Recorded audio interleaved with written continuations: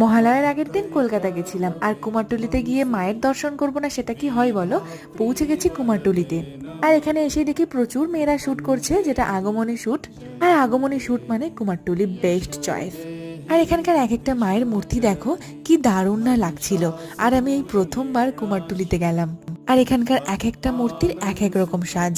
কলকাতার এই নামকরা কুমারটুলি, যেখানে মা দুর্গার শুধু বড় বড় মূর্তি নয়, ছোট ছোট মূর্তিও রয়েছে। আর তারই মধ্যে মায়ের এই মূর্তিটা আমার তো ভীষণ পছন্দ হয়েছিল। আর প্রায় অনেকটা সময় আমরা কুমোরটুলিতে ঘুরে ঘুরে কাটালাম। তারপরে ওখানকারই একটা গঙ্গার ঘাটে চলে গেছিলাম, আর তারপর ওখান থেকে বেরোতেই দেখি একটা আখের রসের দোকান।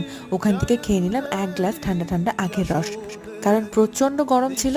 এইটা খাওয়ার পর একটু শান্তি লাগলো, যাক বাবা। তারপর ওখান থেকে বেরিয়ে আমরা দুজন চলে এলাম মেট্রো স্টেশনে। আর এখন চলো টিকিট কাউন্টার থেকে টিকিটটা কেটে নিই, আর এখন যাব আমরা এসপ্ল্যানেডে। ভিডিও ভালো লাগলে অবশ্যই দেখতে থাকো, দেখা হচ্ছে পরের ভিডিও।